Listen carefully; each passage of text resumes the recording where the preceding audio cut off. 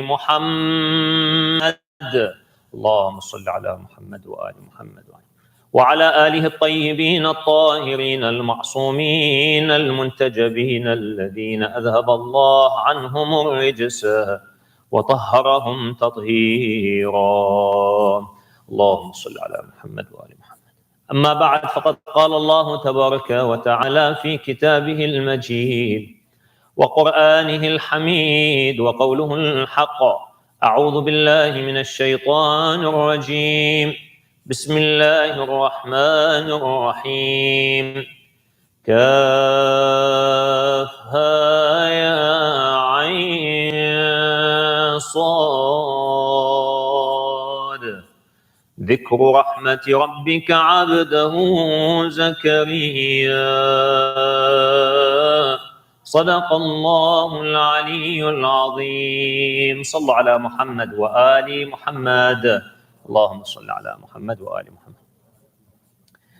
Inshallah, over the course of the next few nights or couple of weeks until the end of this holy month, we'll be discussing few verses from Surah Maryam,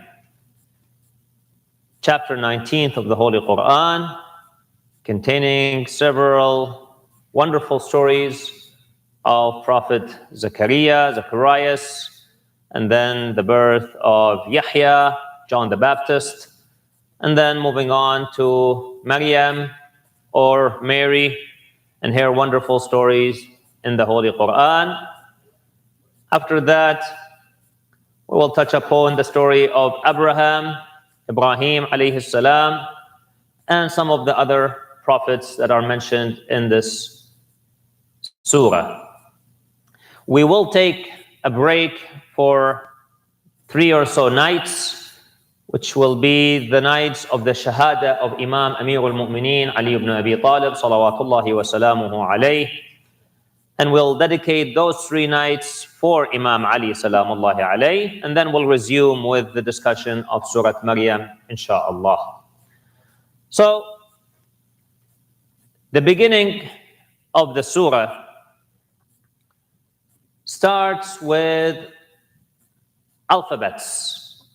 There are 29 surahs in the Holy Quran that begin with alphabets. Alphabets such as, for example, Surah Al-Baqarah.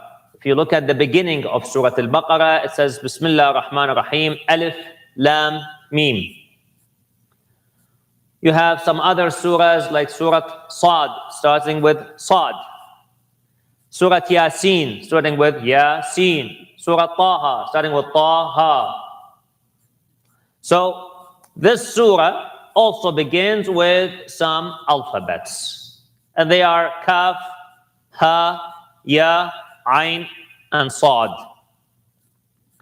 What do these alphabets mean? Today, inshallah, we'll give about 3 meanings or interpretations to the meaning of these alphabets. And then we will take a look at the last meaning and we'll branch off to it, to the effective modes of communication. One suggestion about Kaf, Ha, Ya, Ain, Sad, or the alphabets in general in the Holy Quran is that they are secrets. They're secrets to whom only Allah subhanahu wa ta'ala knows the answer. So what do these alphabets really mean? They are just wonders of the Quran.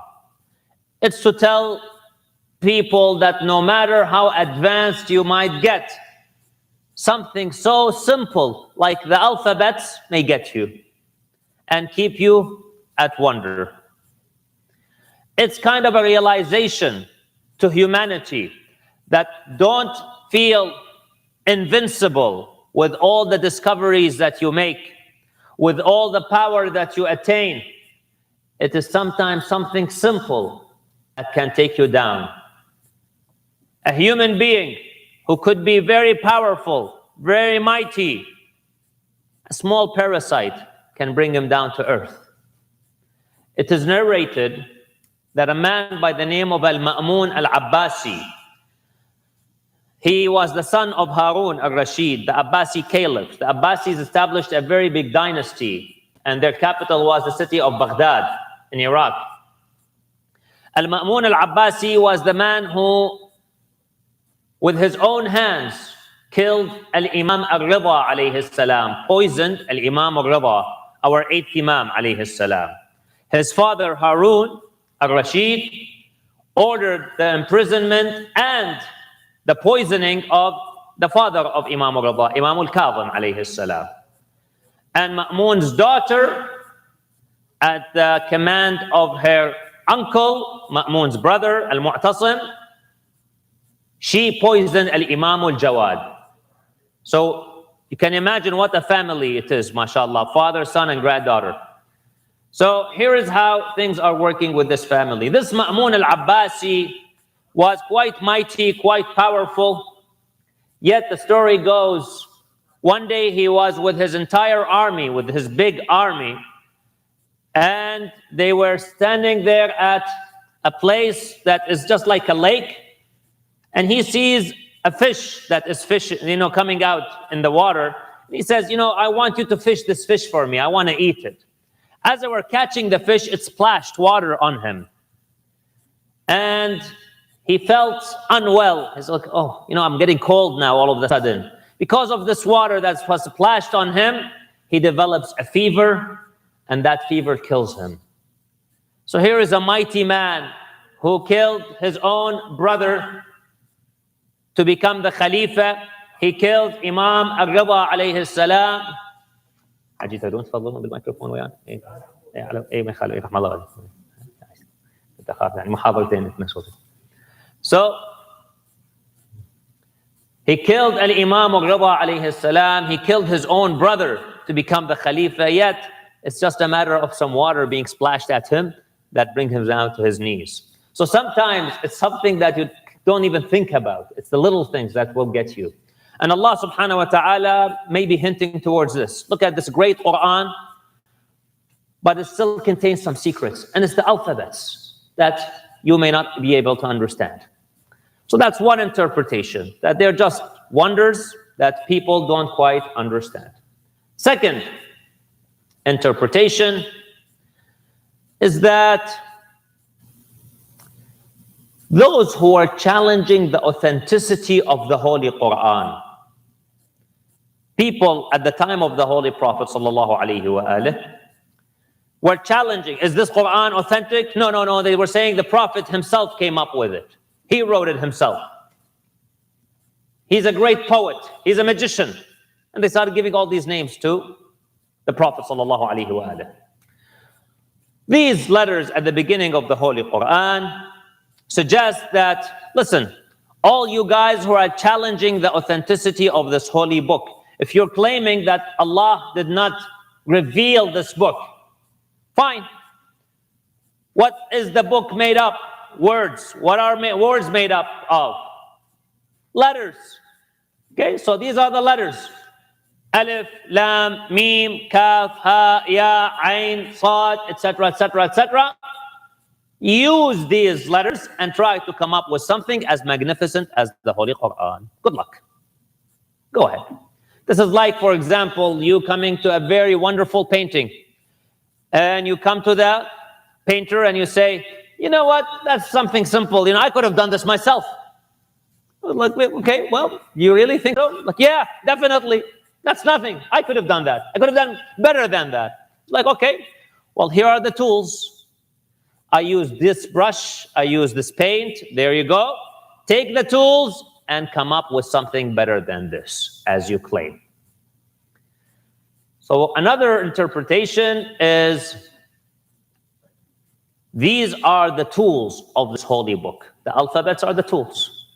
So if you are questioning the authenticity of the Holy Quran, if you are saying that, no, it was not Allah who revealed this book, come up with one surah like the Holy Quran. What is the shortest surah in the Holy Quran? What is it? Al-Kawthar, Surah Al-Kawthar. Do you guys have Surah Al-Kawthar memorized, inshallah? I hope so, right? Yeah, okay, good. How many verses does it have? You sound hesitant. 3, thank you very much. 3 verses. Okay, I'm hoping everyone here knows Surah Al-Kawthar. It's the shortest surah in the Quran. 3 verses only. Allah subhanahu wa ta'ala says, here is a surah, the shortest surah in the Quran, made up of 3 verses. Come up with something like it. Good luck. And it's been 1,400 years, and still people have not come up with anything like the Quran. So my brothers and sisters, I know there are a lot of people who write about the authenticity of the Quran. Some are academics, they criticize the Quran. My request to all of you, my message to all of you, when you come across such individuals, the simple answer is this: come up with a book like the Quran. Those who criticize the authenticity of the Quran, I found many of them do not even know Arabic. The Quran is revealed in Arabic. In order for you to understand the Quran, you have to learn Arabic. And I don't mean Arabic just speaking Arabic. No, you got to study Arabic language. You have to study Arabic grammar. Arabic grammar is quite intensive. There are people who do PhDs on Arabic grammar. Arabic literature, Arabic linguistics, that's quite deep, quite detailed. In order for you to really understand the Quran, you have to have all this knowledge under your belt. If a person just says, well, I'm an Arab speaker, and I have a problem with the Quran, we say, excuse me, with all due respect. Just because you speak Arabic does not mean you understand what the Quran says. So one of the problems I'm seeing with people who have problems with the authenticity of the Quran is that they themselves don't even know Arabic. They read the translation of the Quran. You cannot read a translation of the book to understand it. This is like me taking Shakespeare and translating it into Arabic and seeing, read this. And someone would read it and like, what's so special about this? There's nothing special about it. It's like, well, no. I mean, this guy was a genius in English literature. Like, yeah, but doesn't look like it. Yeah, because you're reading in a different language. Read it in English and you realize the kind of contribution he made. So the Quran has to be studied by someone who's an expert of the Arabic language. To the best of my knowledge and my research, I have not yet seen an expert in Arabic language who has doubted the authenticity of the Quran, that it is being the words of Allah subhanahu wa ta'ala. To the contrary,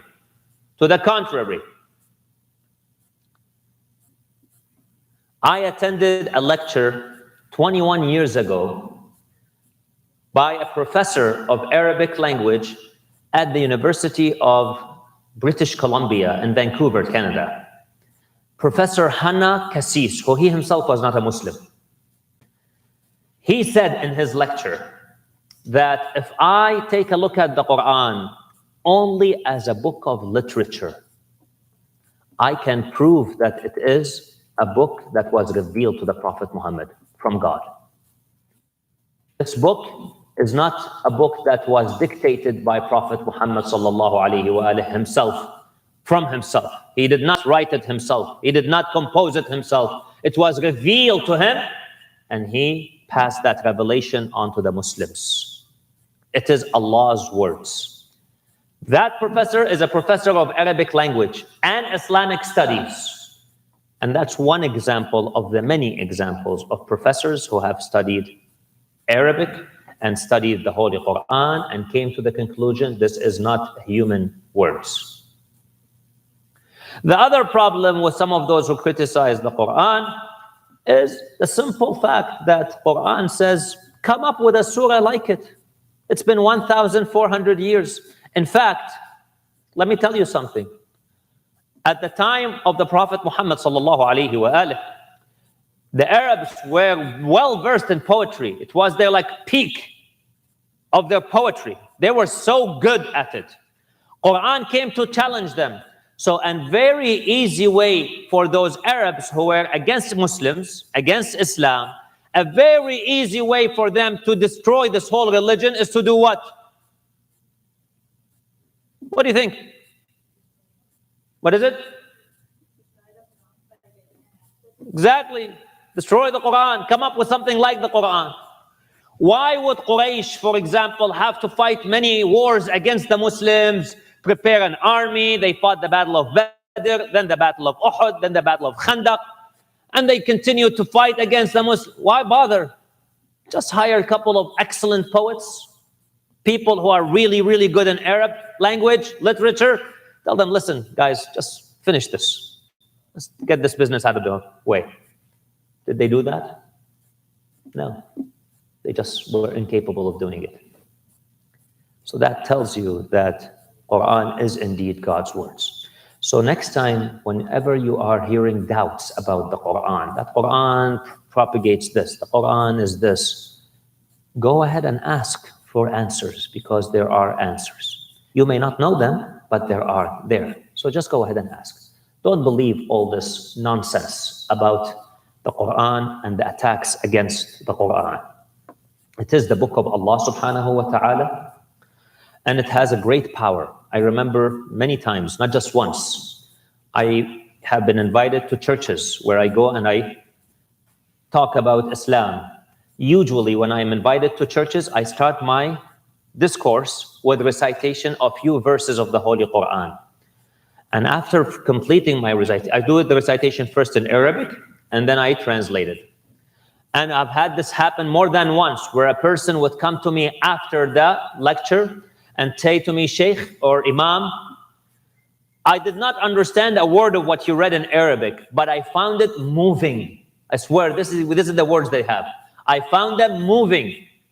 And when I hear this, I remember the verses of the Quran itself, where Allah subhanahu wa ta'ala says, if we were to reveal this mountain, this Quran upon a mountain, you would find it shaking and trembling, breaking down out of the fear of Allah subhanahu wa ta'ala.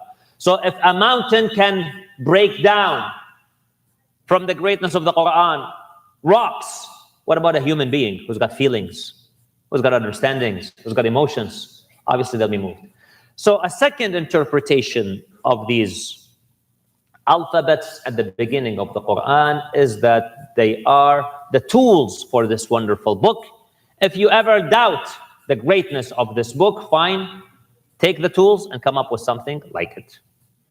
So the first interpretation, it's a wonder, it's a miracle that only God knows the answer to. Second interpretation is it's the tools for this wonderful book. Use them and come up with something like it if you can. The third interpretation, Allah subhanahu wa ta'ala is suggesting to us that every letter counts. Every word counts. So when you speak, when you talk, when you're having a communication, a conversation, make sure you watch your language, you watch your words, because words can be very powerful. Not just words, even letters, alphabets, they could be very powerful. So watch the methodology of your speech. This is something interesting. The way we converse is extremely important. Communication is extremely significant. Some people are great at communication skills. Others are not. However, it's always about practice. As they say, practice makes what? Perfect. How you present something, it's really important. And it may have an impact on the listener. There was a professor of psychology at the University of Michigan, here in your backyard.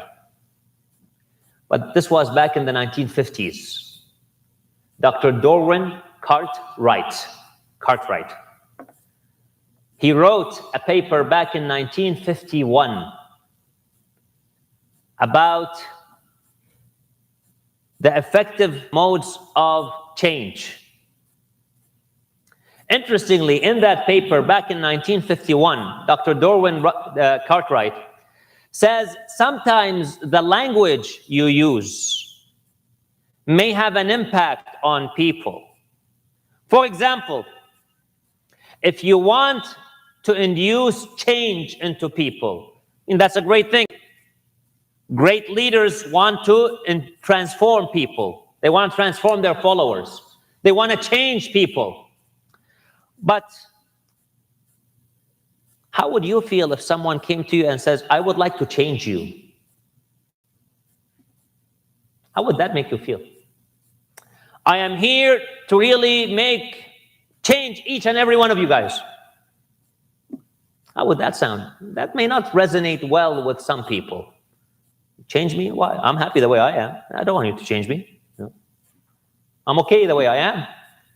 So some people might associate change with some emotions. It becomes emotional. However, I can say something along the following lines. I am here to educate you. I'm here to train you. Okay.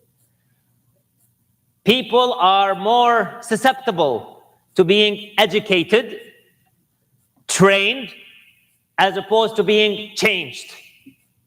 Even though the implication may be the same. By educating you, I'm trying to change you. I'm trying to change your perspective on things.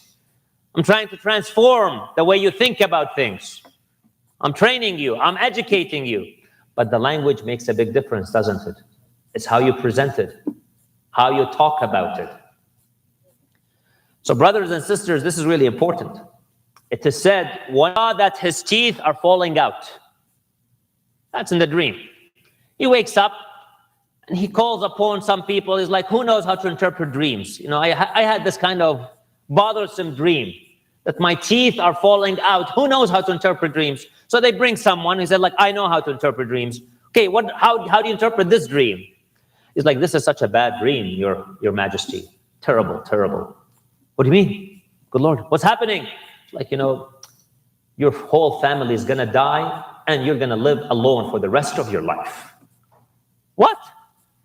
You probably don't even know how to interpret dreams. Kill this man. So they actually execute this poor fellow. There goes his life because of a dream. Then they bring another fellow. They ask someone else, how do you interpret this dream? And he interprets it the same way as the first guy. So guess what happens to the second person? Allah yarhamu.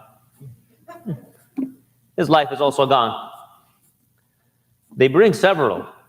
And unfortunately, this king just kills them one after the other because they all interpret the dream in the same way, until comes one intelligent person. Comes this one guy and says, Your Majesty, I know how to interpret this dream. It's like, yeah, sure, like everyone else, right? Prepare the guillotine. It's like, to the contrary, Your Honor, this is such a wonderful dream. What? Wonderful dream? Everyone is saying this is a bad dream. What do you mean it's a wonderful dream? Your Honor, those guys just don't know what they're talking about. No wonder you killed them all. This is such a good dream. It's like, really? What does it mean? Your Honor, you're going to have such a great, long life. You're going to outlive everyone in your family members. You're going to live for a really long life. So you're going to enjoy your kingdom. You're going to enjoy your powers for a long, long time. The king smiles and says, wow, that is such a nice dream. Why were those people telling me otherwise? Good Lord, this guy is the best. Give him much reward. Honor him. He's going to be my personal dream interpreter from now on. Think about it. Did he say anything different?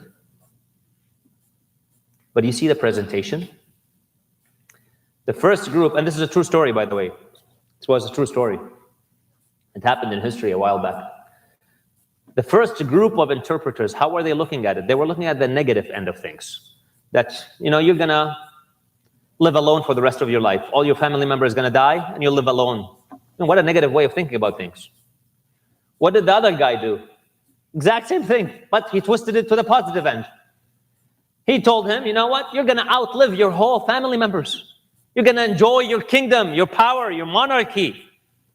It's almost the exact same thing. All his family members are going to die, and he's going to spend the rest of his life alone. But He twisted it in a positive sense. The way you present things make a big difference. So it really makes us wonder and think about how we talk. A few years ago, I actually gave a presentation about the 5 C's for effective communication. 5 C's. The first C, those of you who may want to write them down, feel free to do so. The first C in effective communication is consideration. Consider your audience. Who are your audience? Who are you speaking to? Who are you talking to? If I am going to talk about the atom to a group of kindergarten students, am I going to speak about the atom in a similar fashion like I am going to speak about the atom to a group of graduate students in physics at the University of Stanford? People who are doing the graduate degree in physics at the University of Stanford, most of them are more likely to know what the basics of the atom is. So I don't need to really invest much time introducing it, talking about it, giving examples and models of it. That is something that is known to them. They understand that language. But when I'm talking to a bunch of 5-year-olds, that's where I have to speak in a very simple language. I have to bring some models, get to them to see, to play with things. So the way I make that presentation, if I make the kindergarten presentation at the university, people will laugh at me. And vice versa, if I give that university talk to the kindergartners, they will just sleep throughout the whole presentation. So you really have to consider your audience. Who are you giving a talk to? Consider the audience. Not only this, consider how are you going to captivate their attention? What are some ways of captivating the audience's attention? 1, stories. Everyone likes stories. Did you guys enjoy this falling teeth story? In fact, when you leave the lecture tonight and someone asks you, what did Sheikh Osama talk about tonight? Like, I don't remember, but I really like that falling teeth story. I don't know what he spoke about, I wasn't paying attention, but those falling teeth, I like that. Story, everyone loves stories. We all enjoy stories. Stories are a good way to keep your audience. Even when you are actually doing a professional presentation, let's say you're giving a talk about the financial things. You can say, as you're giving the talk, the other day I was talking to my neighbor who's got some investments in mutual funds and so on. So you just added now a story component to it. You're not just talking directly about stocks and blah, blah, blah. So that stuff could be boring, but now you've added some interesting aspects. So even when you give a scientific presentation, I did my PhD on kidney stones.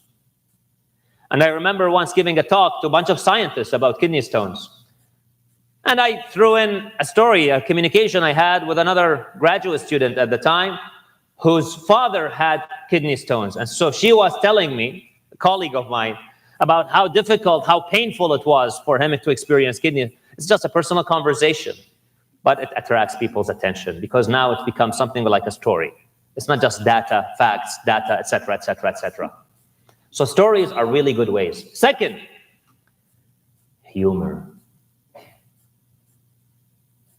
And I don't mean to be a clown while giving a presentation, please.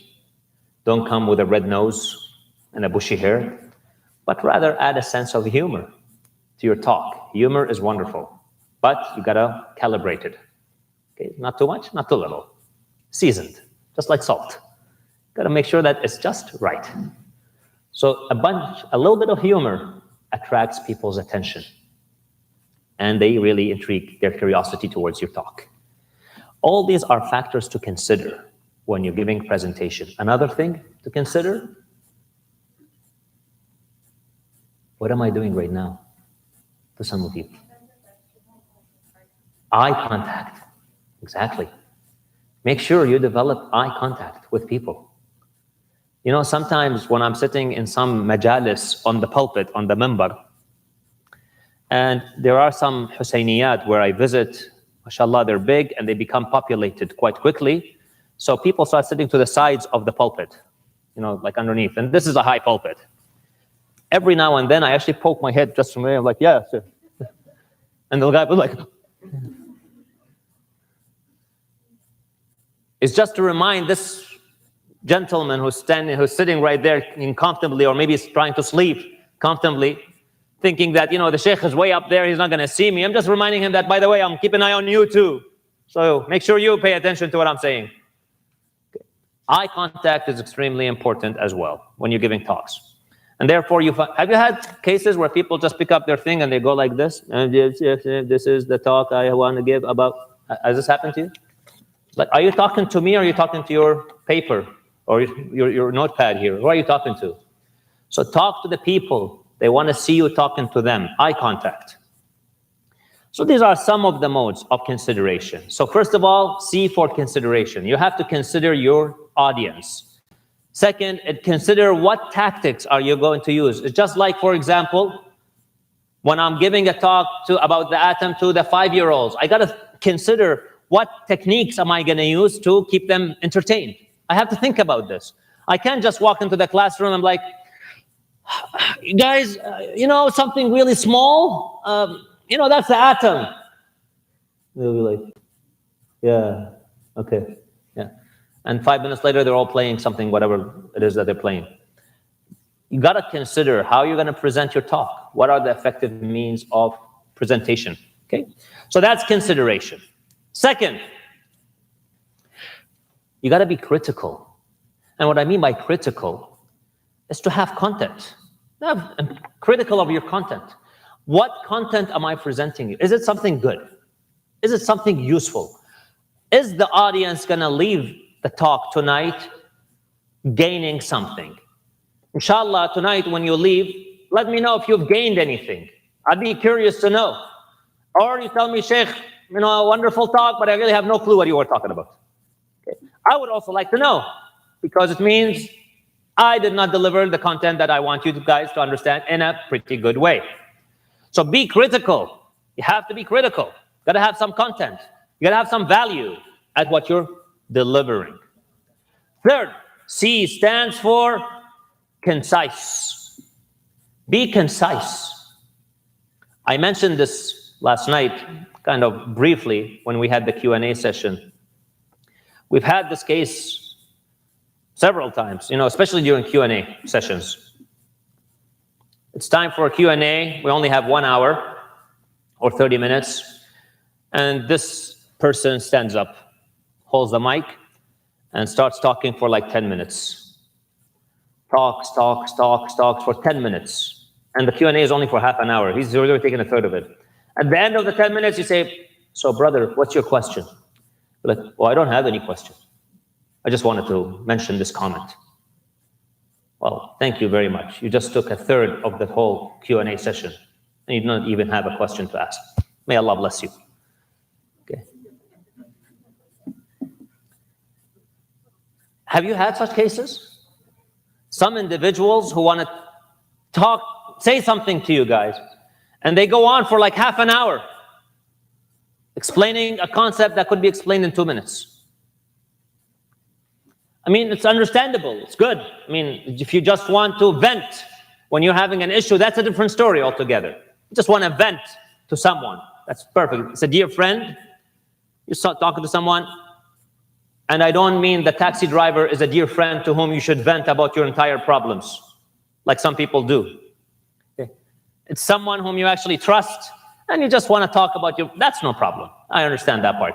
But when you're giving a talk, when you're giving a presentation, be concise, get to the point, and move on. But you want to be concise, but don't forget the next C, which is being clear. You want to be clear. Don't be too concise to the point where people don't understand what you're talking about. Okay. And have you guys had, I don't know if you attended some talks in the past, where the speaker starts saying some acronyms, and you'll be like, I have no clue what these acronyms stand for. Make sure when you're ever using an acronym, you define what that acronym stands for. Otherwise, some people will just not understand what you're saying, or even worse, they just may feel that they're not intelligent enough because everyone else seems to know what you're talking about except me. And that's why I don't really like this sentence. As you know, blah, blah, blah, blah. No, I don't know that actually. So should I feel stupid because I don't know it? As you know? If I knew it, I wouldn't be attending this talk altogether, my brother. If I know it, why should I come and listen to you? Because I already know what you're saying. As you know, the sun's distance from the earth is this. As you know, kidney stones develop in this particular... Really? You expect me to know how kidney stones develop? These things sometimes are not obvious. I mean, yes, to you, because you're in that kind of mode for so long, it just seems to you like second nature, as you know. But it's not as you know. Or it is known that. It is known. Well, if I don't know about it, then what happens? Okay. So you see, brothers and sisters, sometimes make sure what language you're using. And the language is appropriate language. Things like, as you know, when there is a bunch, like half of the room doesn't even know what you're talking about. Things like, it is known that, unless it is something quite obvious. It is known that the sun is going to rise tomorrow. Yeah, okay, sure. That's something I can live with, that one. As you know, the sun is going to rise tomorrow, and it's the day of Ramadan, by the way. Well, that I know. Okay, great. Most people in the room are aware of it. So be concise, but be clear at the same time. So the first C was, you remember what it is? Or do you guys forget already? What was the first C? Consideration. Second C? Critical. You're already forgetting. That's why I told you to write. I knew you were going to forget. Are you using your cheat note? Yeah. Being critical. Critical of yourself. Critical of your content. Make sure that you have the right content, the way that you're going to present it. Being critical. Okay. Third C is for what? Concise. Fourth C is clear. And the fifth C is be confident. Confident. Research shows that presidents, politicians who present their talks confidently, they are most likely to be believed than those who present their talks without confidence. And you know what? You have a president who's like a master at this. He talks with full confidence. I mean, give credit where credit is due. I have to admit. If there's one thing about this individual whom I might praise, if there is, I'm saying, remember, if, and I'm underlining it, bolding it, it would be his confidence at telling untruthful things. He just stands behind the podium and says, do you know this is the way we've done this and this? And then you read in the New York Times the next day, he just said 20 false statements yesterday. And I'm like, but people believe him because he just appears so confident when he gives those statements. So research actually shows those who speak with confidence, they are more prone to be believed than those. You may be talking, you may have some great research, great data. You may be presenting something which is really good. But if you're hesitant a little bit about it, if you, and so on and so forth, if you sound skeptic a little bit, well, the likelihood of people believing you will be much less. So these are the 5 modes of effective communication, presentation to people. This is how you can make some really good presentations to people. What the Quran may be suggesting with these letters at the beginning of the Quran, those alphabets, is we need to watch every word we say, how we say it, the content of our thoughts. That's what makes a good speech, a good talk. I think some people are really excited about what I'm saying out there, just people are really impressed. Yeah, absolutely. Thank you. Thank you very much. So it's just the way that you present this. It has to be really important. It has to be really good. So this is maybe a summary of those verses. Now, of course, there are many other interpretations. In fact, Allama Tabatabai in his Tafsir al-Mizan lists about 17 different interpretations. I've only touched upon 3 of them. But given the sake of time, this is enough for us to discuss. So one interpretation about the importance of these alphabets is that they are God's wonder.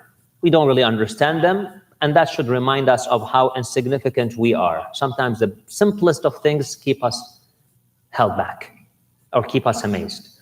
The second interpretation is that this is God's wonder. It's made up of all these alphabets. This is what the Quran is made up of. So go ahead and make a copy like the Quran using these alphabets. The third interpretation is that you got to look upon and reflect upon every word, rather every letter of what you're saying. And this is what takes us to the effective modes of communication or presentation, where we need to remember those 5 C's for effective communication skills or presentation skills. I'll conclude with the last couple points.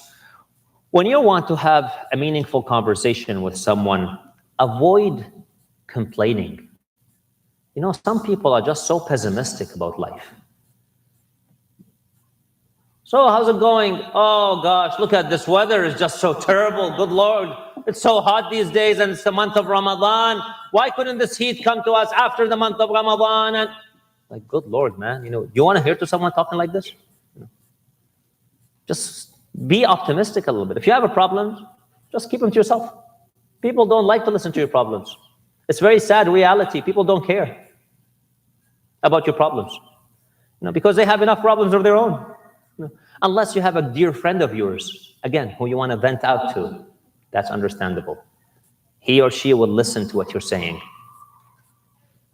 Yeah, just like I'm listening to what they're saying. So you want to vent out, that's fine. That's your friend, no problem, do so. But not to the general public, general people, okay?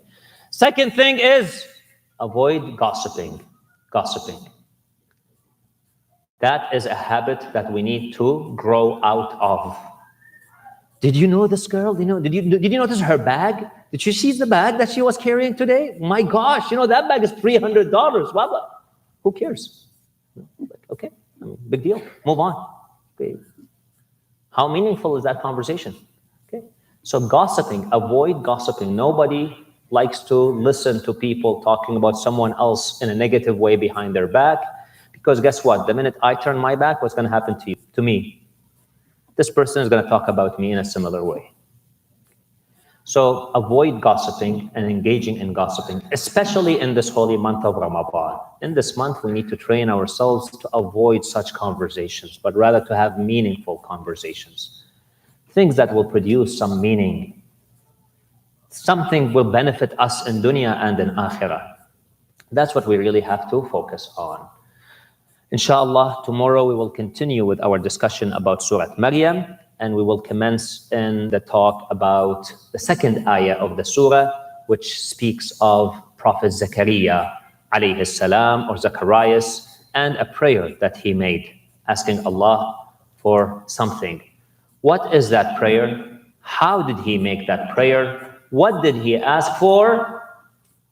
Come back tomorrow, and inshallah, we'll have the answers for you. Raise your hands in dua, brothers and sisters, as it is the night of this holy month. Half of this holy month has gone by. We're only now facing the other half of this holy month. So let us raise our hands in dua. May Allah accept our deeds and our needs and our prayers. أعوذ بالله من الشيطان الرجيم بسم الله الرحمن الرحيم أَمَّن يُجِيبُ الْمُضْطَرَّ إِذَا دَعَاهُ وَيَكْشِفُ السُّوءَ أَمَّن يُجِيبُ الْمُضْطَرَّ إِذَا دَعَاهُ وَيَكْشِفُ السُّوءَ أَمَّن يُجِيبُ الْمُضْطَرَّ إِذَا دَعَاهُ وَيَكْشِفُ السُّوءَ أَمَّن يُجِيبُ الْمُضْطَرَّ إِذَا دَعَاهُ وَيَكْشِفُ السُّوءَ أَمَّن يُجِيبُ الْمُضْطَرَّ إِذَا دَعَاهُ وَيَكْشِفُ السُّوءَ اللهم اكشف عنا السوء يا الله اللهم اغفر ذنوبنا كفر عنا سيئاتنا وتوفنا مع الأبرار اللهم اقض حوائج المؤمنين والمؤمنات، شافي وعافي جميع مرضى المؤمنين والمؤمنات. اللهم اغفر لي ولوالدي وارحمهما كما ربياني صغيرا، اجزهما بالإحسان إحسانا وبالسيئات غفرانا. رب اجعلني مقيم الصلاة ومن ذريتي ربنا وتقبل دعاء. اللهم عجل لوليك الفرج واجعلنا من شيعته وأنصاره وأعوانه والمستشهدين بين يديه. اللهم كن لوليك الحجة ابن الحسن صلواتك عليه وعلى آبائه في هذه الساعة وفي كل ساعة، وليا وحافظا وقائدا وناصرا ودليلا وعينا، حتى تسكنه أرضك طوعا وتمتعه فيها طويلا برحمتك يا أرحم الراحمين. اللهم اعتق رقابنا من النار وارزقنا شفاعة محمد وآل الأطهار لقضاء الحوائج ولشفاء المرضى ولكشف هذه الغمة عن هذه الأمة ولتعجيل فرج مولانا صاحب العصر والزمان، وإلى أرواح المؤمنين والمؤمنات على الخصوص أرواح أموات الجالسين والحاضرين وأمواتنا جميعا. رحم الله من يقرأ السورة المباركة الفاتحة مع الصلوات. اللهم صل على محمد وآل محمد. أعوذ بالله من الشيطان الرجيم. بسم الله الرحمن الرحيم. الحمد لله.